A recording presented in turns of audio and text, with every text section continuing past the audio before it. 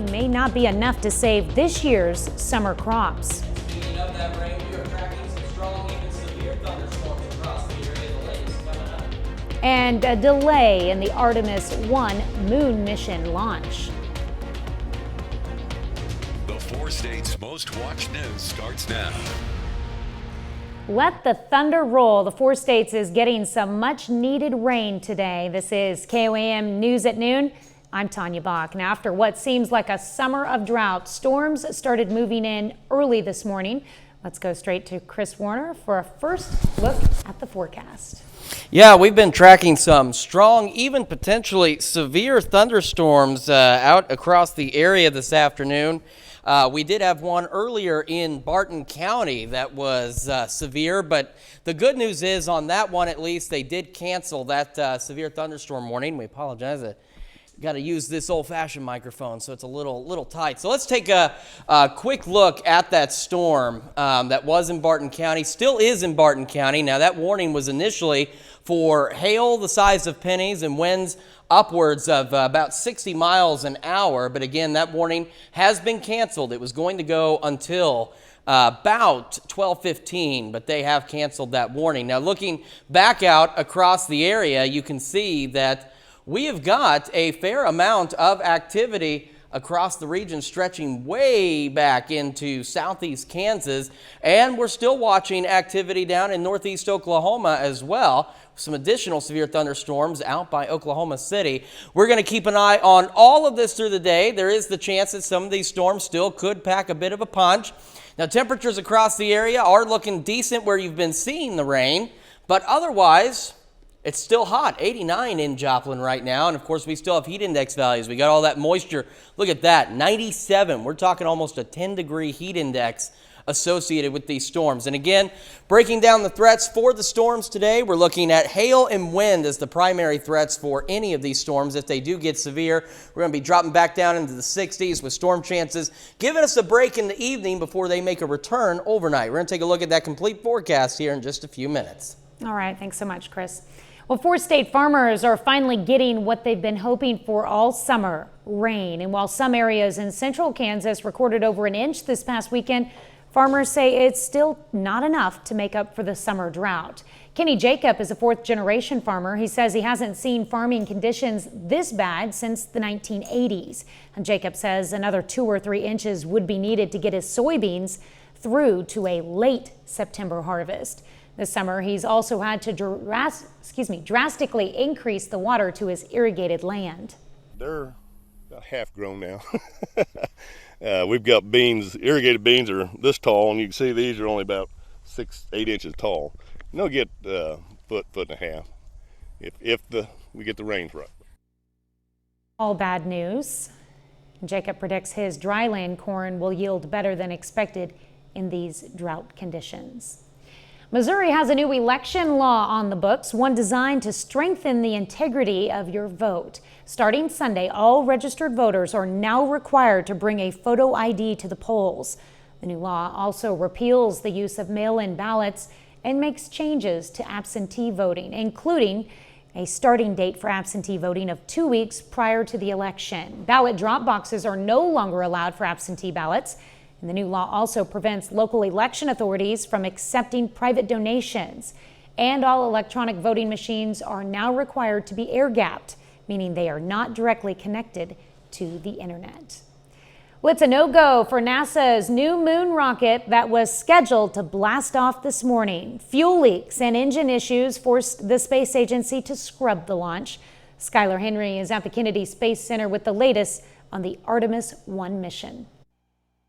About the time the launch window opened, NASA called off the first liftoff attempt. This is Artemis Launch Control with an update. Launch Director Charlie Blackwell-Thompson has called a scrub. It didn't come as a complete surprise. There were repeated stops and starts of fueling overnight. Leak detection equipment went off and stopped the fill of liquid hydrogen during fast fill. Crews were able to mostly fill the tanks when they discovered an engine bleed that couldn't be remedied. Fuel leaks were also a problem during a practice run back in the spring. NASA Communication Officer Daryl Nail discussed it with Administrator Bill Nelson. This is a very complicated machine, a very complicated system, And all those things have to work. And you don't want to light the candle until it's ready to go. The earliest opportunity to try again would be this Friday afternoon, but that all depends on whether engineers can fix the engine bleed. Monday's scrub was a disappointment for thousands of people who flocked to the Space Coast hoping to witness the launch of NASA's most powerful rocket. And there's a lot riding on this test drive for NASA's return to the moon. Astronaut Christina Cook is part of the Artemis team. We're going back to stay this time for innovation, for inspiration, and of course for that interplanetary aspect of our next step onto Mars. NASA hopes to land people on the moon's south pole as early as 2025.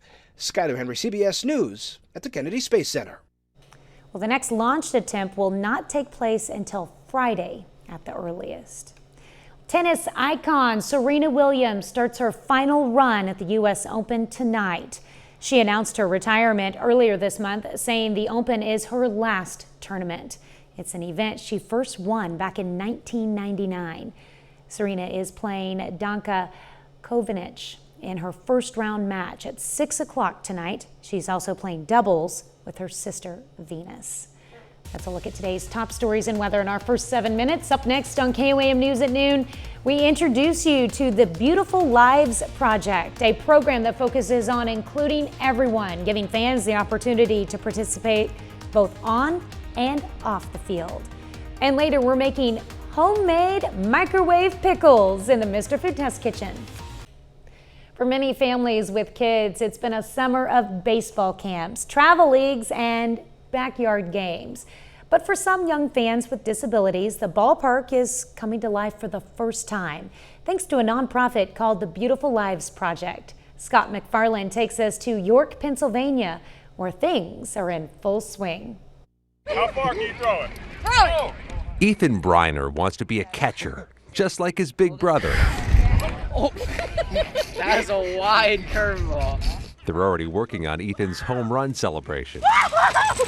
Breiner lives near York, Pennsylvania, and was among the first to arrive when the York Revolution minor league baseball team donated their field for the day. Are you good? Yes, I'm awesome. For adults and children who say they're often left out when local towns and communities organize sports leagues and events. Carter Hutchinson, born 16 weeks premature with cerebral palsy, took swings in the batting cage and tosses in the outfield. His mom says Carter suffers chronic pain and breathing struggles, but always has a sparkle in his eye when he talks baseball. I can't imagine not having baseball. I love it so much. It brings us so much joy. Carter's an 11-year-old encyclopedia of the sport who knows every batting average, home run total, and every World Series champ since the 1970s. Who won the World Series in 2000? The Yankees. How about in 1990? The Reds. From town to town, Beautiful Lives Project finds and invites the local kids and adults with disabilities to play. And it's often the local minor league baseball players leading the drills.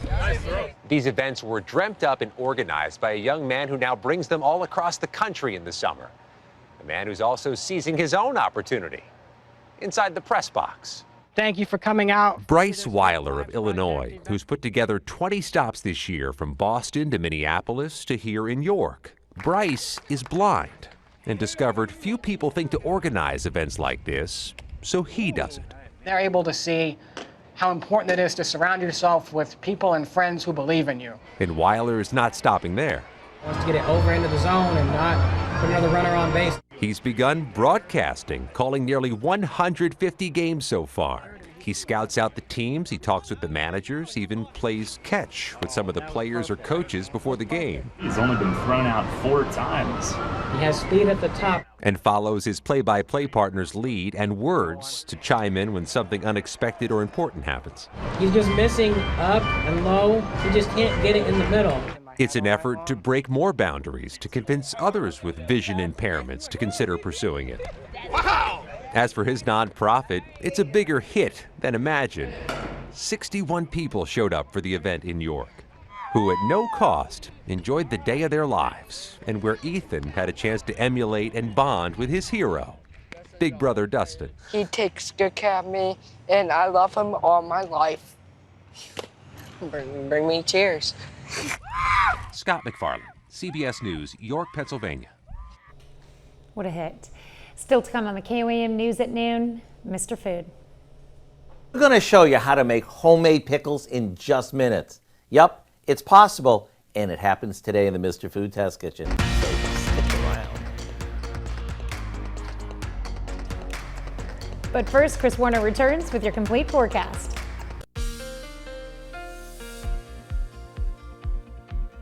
We are tracking some strong thunderstorms rolling through the area right now. This is the wide view of the Skywatch storm tracker. We are looking at, we had a severe thunderstorm warning actually in Barton County earlier. It was supposed to run until about 12:15, but it was canceled. But as you can see, still some very heavy rainfall and a fair amount of lightning. We're also watching this storm in Crawford County, northwest of Girard. We're picking up on just a little bit of hail up there, so we'll be watching that one. And then there's additional thunderstorms out west along out in Chautauqua and Elk counties in southeast Kansas. And then, if you haven't seen any shower thunderstorm activity yet, don't worry. We are watching this activity down around the Stillwater area, where you can see there's a severe thunderstorm warning down in north central Oklahoma around the Guthrie area. So we've got a lot of thunderstorm activity to track, and it's going to hang out with us. So again, some of these storms may be strong to severe, like we saw in Barton County. In Barton County, they were dealing with penny-sized hail and 60-mile-an-hour winds, which, as you can see, hail and wind are the primary threats with any of these storms that decide to get a little bit unruly. So now, if you don't have it already, is the time to scan this QR code and download the KOAM Skywatch weather app. You can also go to your favorite app store and search for KOAM Skywatch weather. All the latest warnings, the latest radar, the latest forecast, all of it on your smartphone wherever you go. Now, the rain that we're going to see today is going to give us a break and then restart this evening. And we could see anywhere from 1/4 inch to 1/2 inch, maybe even upwards of 1 inch of rain out of this system. But we're not done with it yet. And check out some of these temperatures where we haven't seen the rain. Carl Junction, Carthage, 11 degrees warmer today than where we were 24 hours ago. Now, let's take a look at what these storms are going to do in the short term. So here's this initial batch rolling on off to the northeast, and you see it kind of redevelops, and we have more thunderstorms that will redevelop and take shape across southeast Kansas and roll into southeast Kansas later this evening and into the overnight. And then we're going to watch off to the northwest, where we may see more thunderstorm development as we head into the overnight. Now, at 7th and Range Line, we are looking north toward Barton County, where that good-looking cell is, and as you can see, the skies are pretty dark and ominous looking right now. Here's the deal, though. 89 in Joplin. Feels like 97 degrees because of the increase in dew point and humidity. So where we haven't seen any rain, we've got heat index values that are pretty high. We've got temperatures that are pretty high. 90 in Carthage, 81 in Miami, 88 Chanute, and 85 in Neodesha. And when you factor in these dew points, which are at a very unpleasant level, as you can see, first off, check it out. You can see where the rain's been. And then we've got these heat index values that are upwards of 10 degrees warmer than what the actual temperature is. We go through the night, we'll get a break in the shower and thunderstorm activity, and then overnight, it starts to pick up again with temperatures dropping back into the 60s. And we're not done yet. We've got more shower and thunderstorm activity. This is overnight tonight, and then we're going to get this break for Wednesday and Thursday. And then as we head into Thursday night into Friday, not only is it going to be hot, we've got more showers and thunderstorms that are on the way. So let's take a look at the 7-day forecast. First, you can see temperatures. Boy, do they rebound nicely. We're looking at highs pushing close to 100.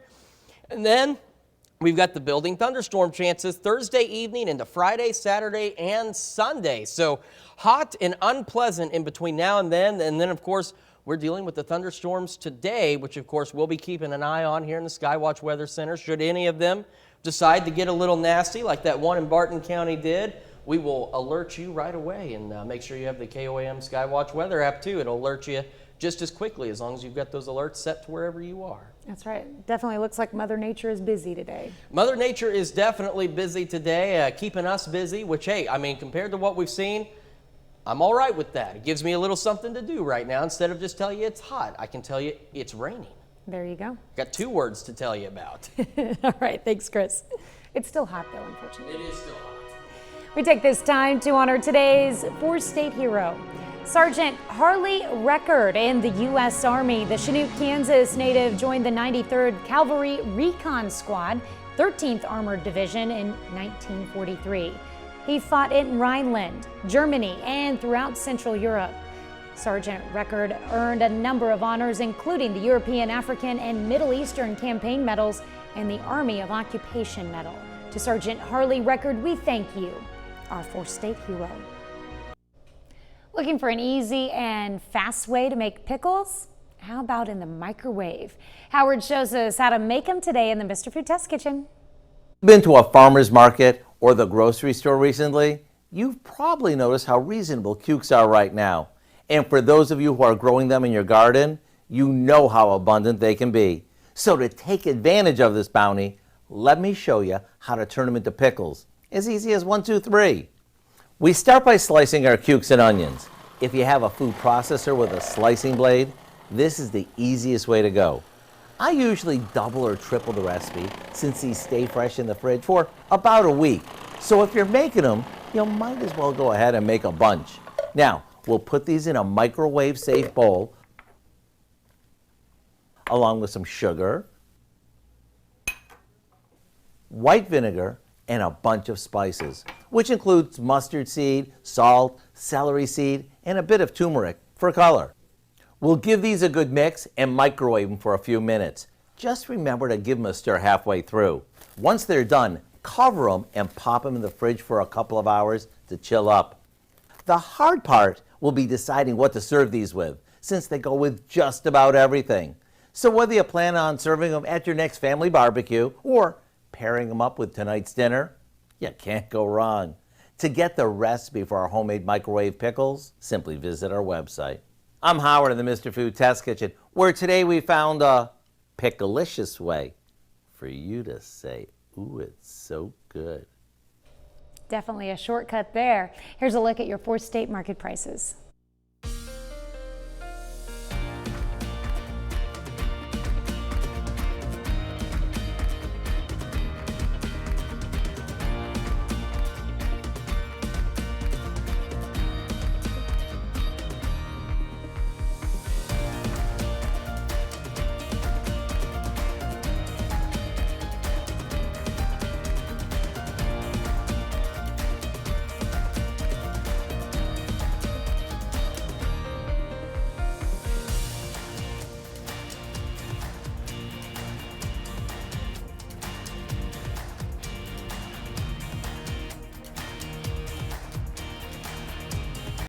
All right, we're watching a number of thunderstorms across the area. We've got this one in Vernon and Barton County. We've got it stretching back into Crawford County as well. And then we've got additional thunderstorms out around Elk and Chautauqua County.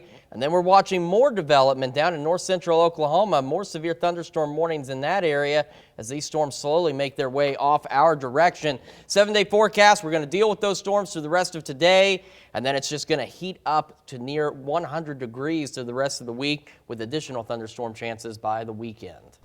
All right. Bring on the rain. What do we have coming up tonight at 5? Well, at 5, a tiny danger that's injuring children. Small button batteries are found in a lot of household items, from remotes to toys to key fobs. In Health Watch, we're going to meet a mother who lost her daughter and is now advocating for change to keep other children safe. Plus, we take you to the grand reopening of the Senior Behavioral Health Unit at Nevada, and the government last week announced a big change for those still owing on student loans. What you need to know at 5. Join us for those stories and much more tonight at 5. And thanks for joining us for KOAM News at Noon. We'll see you right back here at 5 o'clock.